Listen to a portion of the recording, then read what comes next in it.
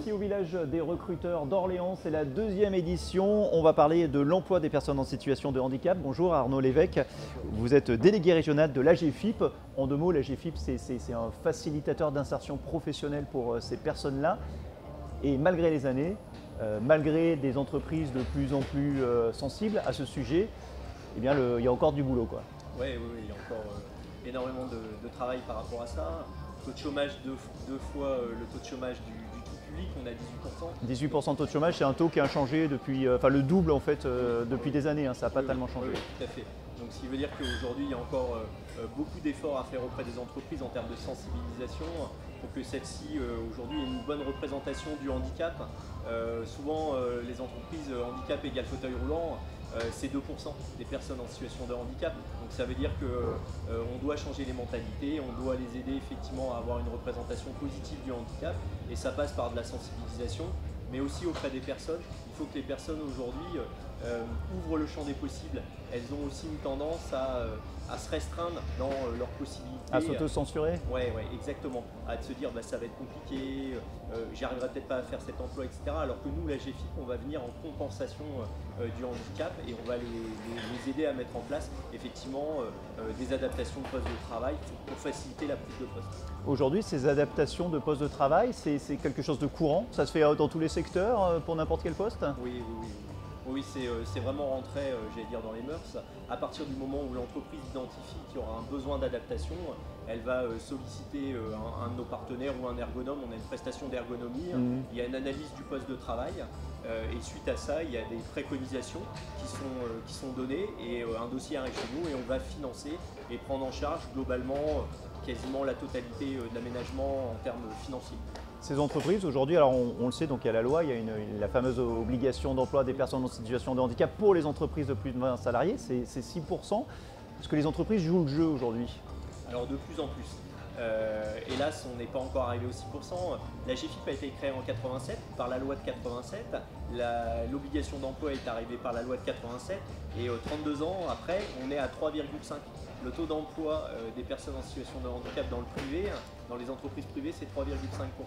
Donc ça veut dire qu'il y a encore une vraie marge de manœuvre. Néanmoins, on gagne 0,1% par an. Donc il y a une vraie progression. Peut-être pas aussi rapide qu'on le souhaiterait, mais il y a une vraie progression. Les entreprises sont de plus en plus sensibles avec la qualité de vie au travail, avec l'obligation sociale. Enfin voilà, elles font vraiment de plus en plus attention aux personnes en situation de handicap. Et puis la loi qui vient d'être modifiée vient donner un tour de vis sur l'obligation d'emploi et aujourd'hui on calculait l'obligation d'emploi sur l'établissement et aujourd'hui c'est sur l'entreprise. Ça veut dire qu'il y a des entreprises qui n'étaient pas soumises à l'obligation d'emploi qui demain, même si elles ont des établissements de moins de 10 salariés, ça rentre dans le calcul. Donc ça veut dire que ça peut changer la donne financièrement de façon importante. Vous disiez tout à l'heure, pour beaucoup d'entreprises, une personne en situation de handicap égale fauteuil roulant, ce qui est la partie émergée de l'iceberg, ça représente que 2%, vous disiez. C'est ça le principal frein encore aujourd'hui ou il y a d'autres freins aussi? Non, je pense que quand on n'est pas touché personnellement ou de façon assez proche par le handicap, on a une mauvaise représentation du handicap et on a des clichés. Il y aura de l'absentéisme, il ne viendra pas travailler tous les jours, il va se plaindre, etc. Et voilà, aujourd'hui, les maladies chroniques évolutives, les troubles permettent d'être reconnu travailleur handicapé. Donc voilà, il faut qu'on communique de plus en plus sur les différents types de handicap et le fait qu'aujourd'hui on peut travailler de façon tout à fait normale en entreprise en étant reconnu travailleur handicapé. Donc ça passe vraiment par de la sensibilisation.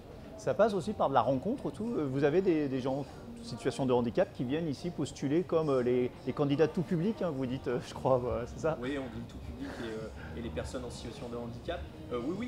D'ailleurs, quand 80% des handicaps sont non visibles. Donc il y a plein de candidats qui se présentent, qui répondent effectivement dans le village à des offres d'emploi et qui vont soit dire à un moment donné je suis en situation de handicap, soit pas le dire.